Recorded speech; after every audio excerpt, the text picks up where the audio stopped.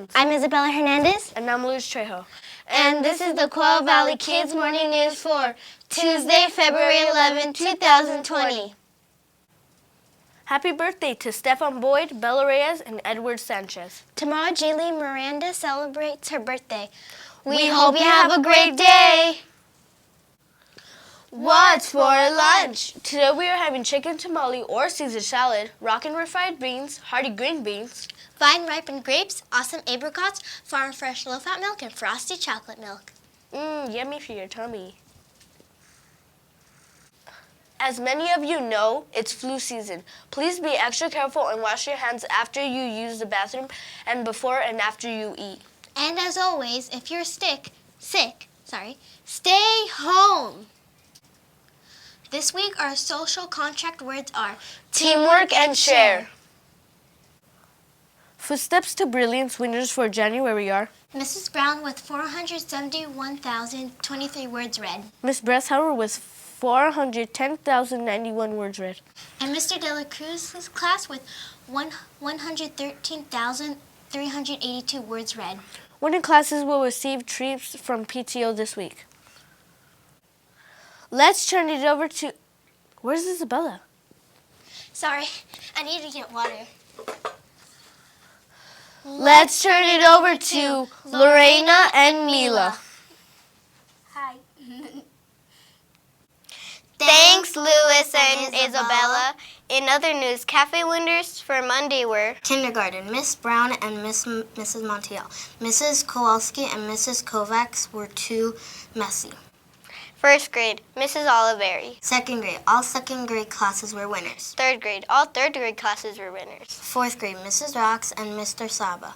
Mrs. Murr and Mrs. Houston's classes were too messy. Fifth grade, all fifth grade classes were winners. Good job, everyone! Spirit Stick winners last week were Mrs. Montiel and Mrs. Rock's classes. I think they win every week. Come on, guys. Where's your school spirit?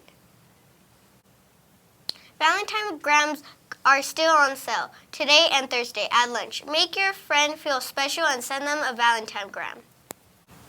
Black History Month continues as we focus on African Americans who played a major role in education. Booker T. Washington was born on April 5th, 1856, and died on November 14, 1915. He was an American educator, author, speaker, and advisor to multiple presidents of the United States.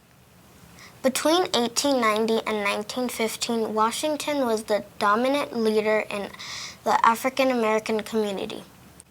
Washington was from the last generation of Black American leaders, born into slavery and became the leading voice of the former slaves and their descendants.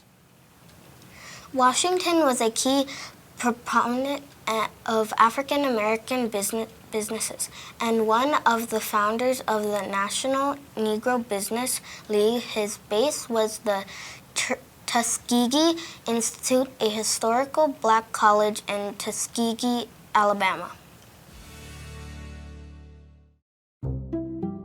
Without question, Booker T. Washington was the single most well-known African-American of his time and may have been the most celebrated black person in the entire world.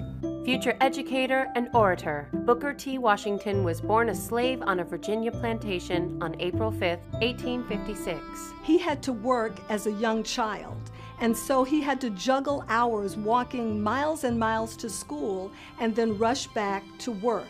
It was very difficult, but he was determined, and that's how he learned to read and write.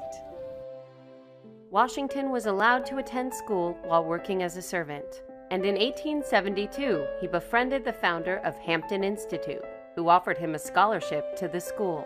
The emphasis at school was on industrial education, on crafts, on technical skills, teaching blacks and the former slaves how to make themselves valuable to the community in a very literal way. Washington taught at Hampton before being appointed by General Samuel Armstrong to head the newly formed institute in Tuskegee in 1881. This was a groundbreaking endeavor because Armstrong trusted this young man to go to Alabama and create something basically out of nothing. evidence of racial progress, Washington was asked to address a predominantly white audience at the 1895 Atlanta Expo. The speech turned Washington into a national figure. In 1900, Washington formed the National Negro Business League to promote the economic development of African Americans. 1 year later, he chronicled his life in the autobiography Up From Slavery. Booker T. Washington's autobiography was one of the most influential books published by an African American at the turn of the century. Washington urged African Americans to accept their unequal position in society, while secretly funding litigation for civil rights cases. In 1905, however, leaders such as W.E.B. Du Bois renounced Washington's philosophy and insisted upon full civil rights for all African Americans.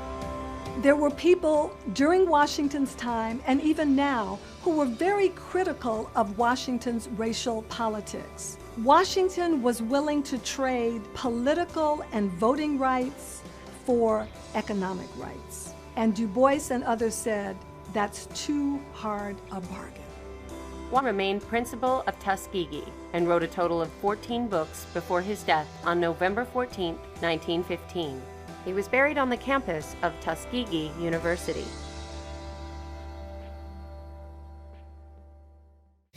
That's news for today. Dr. Seuss said, I like nonsense. It wakes up the brain cells. Fantasy is a necessary ingredient in living. So say it with us. No one is in control of me except for me. We are QV! Teachers, don't forget the pledge.